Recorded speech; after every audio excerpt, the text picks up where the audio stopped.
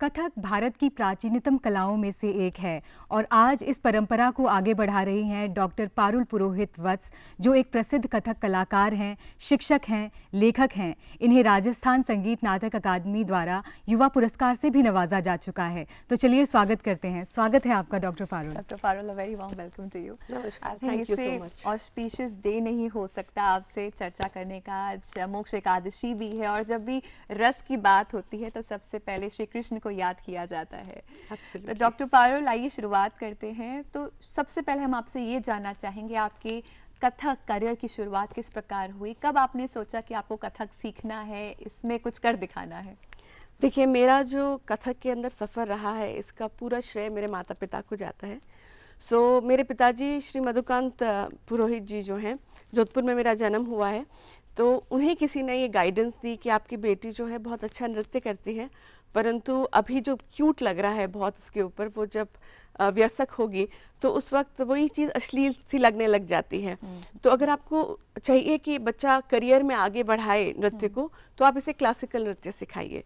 ये मुझे पूरा श्रेय मेरे माता पिता को देना चाहिए कि उन्होंने 6 वर्ष की उम्र में डिसाइड किया कि वो मुझे कथक सिखाएंगे और उनके लिए उन्होंने मेरे लिए गुरु वहाँ पर ढूंढे जोधपुर में।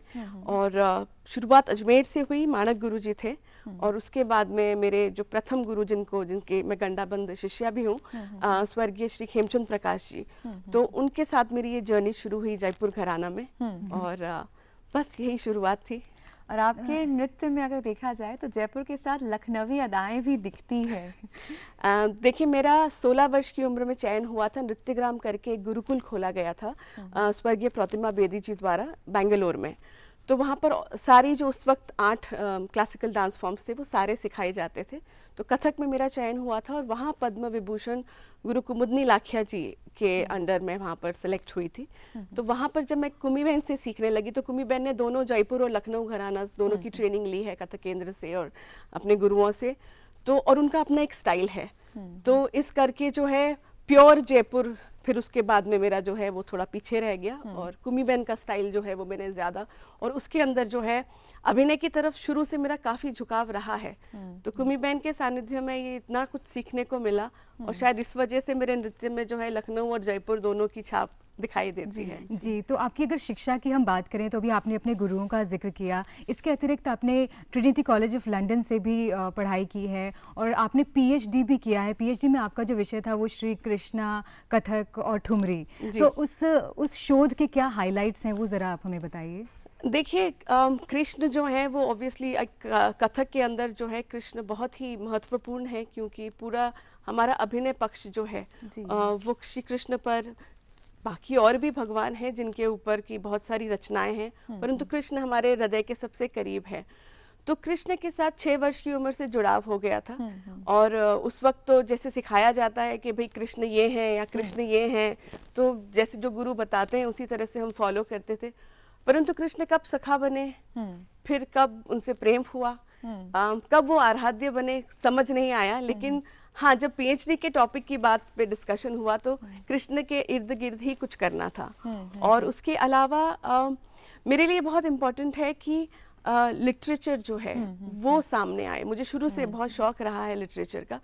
तो ठुमरी एक ऐसा विषय था जो मुझे लगा कि उसके अंदर जो संचारी भाव है, उसकी जो मुझे कहना चाहिए उसका जो फ्लो है, वो सारा मुझे वैसे भी बहुत अट्रैक्ट करता था।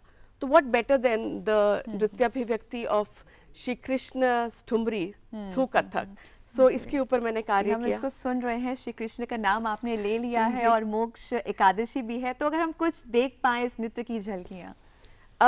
मैं अपने प्रथम गुरु श्री खेमचंद प्रकाश जी को याद करते हुए, उनका एक बहुत ही सुंदर, उन्होंने मुझे कवित सिखाया था और बहुत प्रैक्टिस कराई थी मुझे उसकी उन्होंने उस वक्त। तांडव जो शब्द है वो यूजुअली आप शिव के साथ में उसको तांडव ही बोला जाता है। एब्सोल्युटली। तो उन्होंने मुझे एक कृष्ण तांडव पे कवित, काफ़ी लमछड़, क्योंकि जयपुर घराना में बड़ी लमछड़ कवित और लमछड़ परने होती हैं, बट उसका छोटा सा पार्ट जो है वो मुझे मैं प्रस्तुत करना चाहूँगी। बोल बड़े खूबसूरत हैं उसके कि तांडव गत मुंडन पर नाचत गिरधारी, पम पम पम पग पटकत, फम फम फम फननी ऊपर, बिम बिम बिम बिनती करत, नाग विधोकारी। सन सन सन सन गातिक नन नन नन नारत्रक गंग गंग गंग गुणी गंधर्व नाचत दे तारी, and then it goes on like that.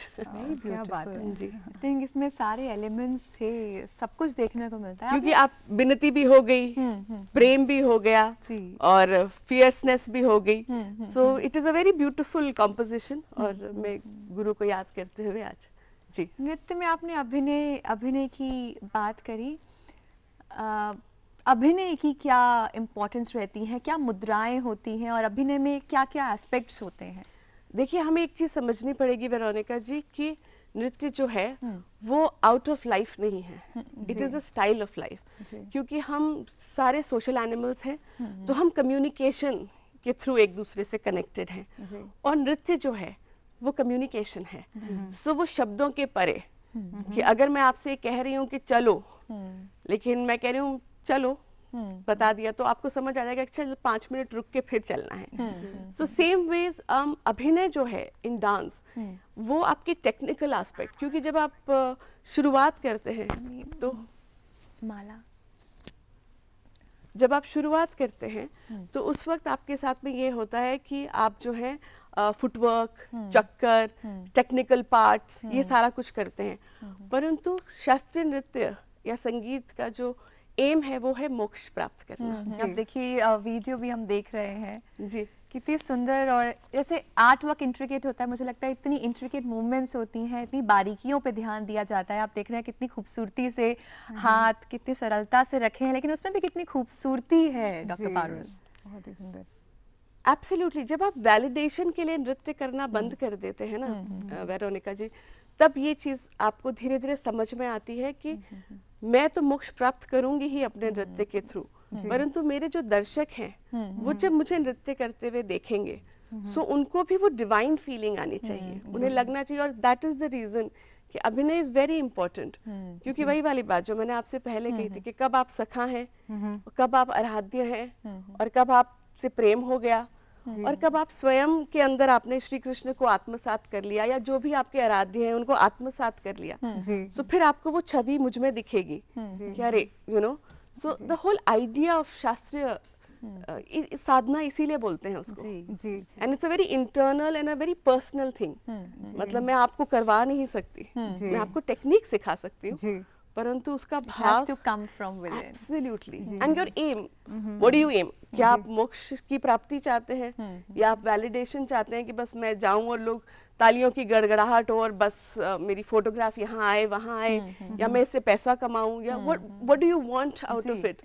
That's what the art gives you. जी डॉक्टर पारुल, अभी आपने टेक्निक सिखाने की बात की, तो कथक की नृत्यांगना के साथ अगला पड़ाव तब आया जब आप एक शिक्षिका भी बन गई, और आप as a dean of school of performing arts, जो आपने खुद उसकी स्थापना की है वर्ल्ड यूनिवर्सिटी ऑफ डिज़ाइन में, उसके पीछे क्या प्रेरणा थी? देखिए, मैं हमेशा इस चीज़ को बोलती हूँ कि नृत्य संगीत जो है वो एंटरटेनमेंट का साधन नहीं है। एंटरटेनमेंट भी है एक पार्ट, लेकिन Not just that. आपको लिटरेचर पढ़ना पड़ेगा। हमारी किताबें, हमारा जो शास्त्र है वो इतना ज़्यादा स्ट्रॉन्ग है, उसको पढ़ने के बाद में आपको समझ में आएगा कि वो नृत्य करने का रीज़न क्या है, उस संगीत की साधना करने का रीज़न क्या है। और बच्चों को ये चीज़ लगता है कि अच्छा डांस में भी पढ़ाई होती है अभी भी। बच्चे क्या, मुझे बच्चों के पेरेंट्स या काफ़ी सीनियर प्रोफेसर्स भी आके पूछते हैं, oh do you have studies in Kathak also और in dance, so you have written papers, you have theory, and I am like जी, शास्त्रीय जी शास्त्र ये एलिमेंट मिसिंग हो गया है कहीं ना कहीं। सो कहीं ना कहीं जब मैंने जॉब करना शुरू किया, स्कूलों में वगैरह सिखाना शुरू किया, तो मुझे ये चीज़ बहुत चुभती थी। एक्स्ट्रा करिकुलर नहीं है ये। और बहुत मैं फॉर्चुनेट रही हूँ, प्रभु की बड़ी मुझ पे कृपा रही है इस मामले में कि कुंस्कप्सकोलन करके एक स्कूल है, स्वीडिश स्कूल, वो जो है स्पोर्ट्स और आर्ट्स को एज अ सब्जेक्ट मानते हैं। तो उनकी ब्रांच खुली गुड़गांव में, दिल्ली एनसीआर में, और मुझे वहाँ पर, मैं वहाँ की फर्स्ट टीचर थी, and I developed the curriculum, and I think because वो वाइब ऐसी थी, they never treated you like an extracurricular teacher. They always thought about you that you are one of those teachers who are the main core teachers. So आपने वो curriculum वो develop करने का जब मुझे मौका मिला, तो तब मुझे इस तरफ ज़्यादा मेरा रुझान बढ़ा कि भाई टेक्निक तो आपको मैं आज तो यूट्यूब देख के बच्चे सीख जाते हैं, वो तो इमिटेशन वहाँ से कर लेते हैं, परंतु ये है कि पढ़ाई क्या करनी है, कि किस तरीके से उसके शास्त्र को समझना है। तो तब से ये जर्नी मेरी शुरू हुई, जो कि अब ATCL तक जी। तभी वो कहीं ना कहीं कहते हैं कि गुरु का हाथ होना बेहद महत्वपूर्ण है। गुरु से जो हम सीखते हैं, and it's very important to understand classically शास्त्रीय, तो शास्त्र की नॉलेज बहुत इंपॉर्टेंट है। You just mentioned about ATCL, so this takes me to Trinity College of London. वहाँ पे भी आपने काफ़ी समय व्यतीत किया, परफॉर्मिंग आर्ट्स के बारे में आपने पढ़ाई की, उसके बारे में भी हमें कुछ बताएं। देखिए, ट्रिनिटी का जो सिस्टम है, क्योंकि वो एक ग्लोबल एग्जामिनेशन सेंटर है, तो उसमें वो आपको ये छूट देते हैं कि आप परफॉर्मेंस आर्ट्स में जो भी पढ़ाई कर रहे हैं, उसका जब प्रैक्टिकल आप करेंगे वो आप अपने फॉर्म में कर सकते हैं। तो ये मेरा एक बहुत ही खूबसूरत एक्सपीरियंस रहा था कि इंडियन फॉर्म्स, क्योंकि एक तो मैं बहुत ही ज़्यादा स्टॉन्ज इंडियन हूँ, so and I like to wear it on my sleeves that I am Indian. सो मुझे अपनी ही कलाएं उसमें डालनी थी। तो वो पूरा प्रोसेस जिसमें मैंने नटुवंगम सीखा, जो भरतनाट्यम का एक सपोर्टिंग इंस्ट्रूमेंट होता है, और उसके बाद में कलारीपयट थोड़ा मैंने उसमें, क्योंकि वो डांस को और स्टेज कॉम्बैट को अलग मानते हैं, तो वो एक दिमाग खुल रहा था उस तरीके से, और एक ग्लोबल लेवल पर हमारी आर्ट फॉर्म्स कैसे हम कनेक्ट कर पाए, हम वो देख रहे थे। कथक तो खैर था ही मेरा मेन। कथक की पढ़ंत जो है वो बहुत ही ज़्यादा एक उसका स्ट्रॉन्ग पार्ट है, because Kathak is one of the classical dance form जहाँ आप स्टेज पर पढ़ंत करते हैं ऑडियंस के सामने। तो संगीतकार तो करते ही करते, पर डांसर खुद करता है। सो ये सारी चीज़ें मैंने उसके अंदर जब डाली, और and they ask you questions which probably you have never thought of also. Audience perspective क्या होगा आपके प्रोग्राम का, and I will be like oh my God, मैं तो सोचा ही नहीं, क्योंकि मैं तो अपने बारे में और अपने इष्ट के बारे में और अपने नृत्य के बारे में आत्मसात होकर सोचती हूँ, तो ऑडियंस का क्या पर्सपेक्टिव है, and I am like oh अच्छा। सो वो जो पढ़ाई मैंने की, and Indeed I am very blessed that I got a distinction, I passed with a distinction. तो मुझे लगा कि हाँ, कहीं वो वैलिडेशन एक तरीके से किसी को अगर देना हो शाब्दिक रूप से, जरूरत नहीं है वैसे किसी को वैलिडेट करने की, पर शाब्दिक रूप से देना हो तो आप कहो कि भाई देखो, इंडियन क्लासिकल फॉर्म्स कहीं भी फिट इन हो जाता है, और आप जहाँ जाते हैं वहाँ टॉप करके आते हैं। So I think that was kind of an experience which will stay with me forever, like beautiful experience. So Parul ji, not only you learned internationally, but you have been performing internationally, plus you have worked as a cultural coordinator abroad. So ये इतना international exposure उसने कैसे आपकी Kathak journey को define किया? देखिए, होता क्या है कि या तो आप अपने आप को बहुत अलग थलग समझने लग जाते हैं कि अरे हम तो कथक नृत्यांगना हैं, या हम तो क्लासिकल आर्टिस्ट हैं एंड एवरीबॉडी इज बिलो अस, और या आप में कहीं एक वो भावना आ जाती है कि अरे फॉरेनर्स तो देखिए, क्योंकि वो लोग तो अपनी स्किन को अपने कपड़ों की तरह पहनते हैं, हमारी तरह कॉस्ट्यूमिंग एंड मेकअप और उसमें इतना ज़्यादा नहीं होता है, तो फिट भी बहुत होते हैं, और फिर अभिनय वाला एस्पेक्ट इतना स्ट्रांग नहीं होता है, तो टेक्निकल एक्रोबैटिक आपको एकदम चमत्कृत कर देता है कि oh my god, you know, maybe we are lesser. But I think international exposure इसलिए ज़रूरी है आर्टिस्ट के लिए कि हम सारे जो हैं वो एक समान स्तर पर हैं। आप अपना कार्य कर रहे हैं, मैं अपना कार्य कर रही हूँ, और कहीं ना कहीं हम एक दूसरे से सीख रहे हैं। मेरे लिए अगर मेरा आंचल भी ढलकता है तो मैं सोचती हूँ कि अरे भाई ये ना हिले तो मैं पिन लगा कर रखती हूँ, और उनके लिए इसका कॉन्सेप्ट ही नहीं है। So that whole openness, I think Pratima ji के साथ जब मैं नृत्यग्राम में थी, बहुत कम समय रही मैं, फिर तो कुमी बहन के पास आ गई थी, कुमुदनी जी के पास, तो वहाँ से ये चीज़ थोड़ा माइंड ओपन होना शुरू हुआ कि चलिए फॉरेन के लोगों को अगर हम देखते हैं समान स्थिति में, तो बहुत गिव एंड टेक है उसके अंदर, and I think you grow as an artist. आपका पर्सपेक्टिव खुलता है और आपको समझ में आता है कि ये एक लेन देन है, और उससे हमारी ग्रोथ होती है।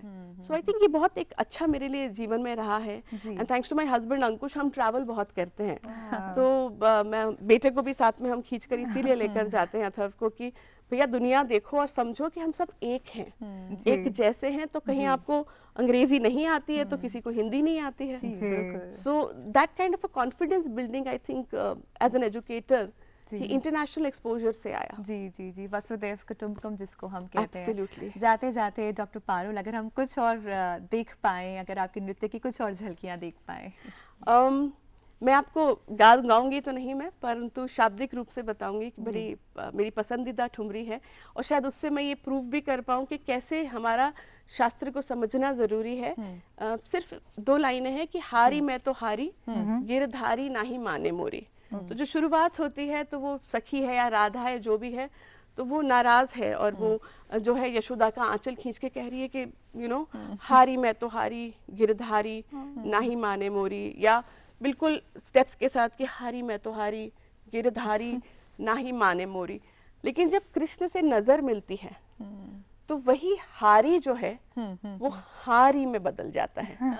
तो वो जब कृष्ण को देखती है तो वो इतना मंत्रमुग्ध हो जाती है कि वो कहती है कि हारी मैं तो हारी, मैं तुम्हारी हूँ, गिरधारी ना ही मानो मोरी। बिल्कुल छोटा सा शाब्दिक शिफ्ट है, परंतु उससे जो है वो सारा जो झगड़ा है वो टूटकर और प्रेम में जो है वो चेंज हो जाता है। So beautiful, beautiful. Well, a complete amalgamation of East and West, I would say, that we see in your dance. Thank you so much, Dr. Parul, for joining us here today. It was lovely speaking to you. और आप जिस तरह youths को और आज की generation को inspire कर रही हैं, I hope you continue to do the same in the future as well. Thank you for बहुत बहुत calling. धन्यवाद।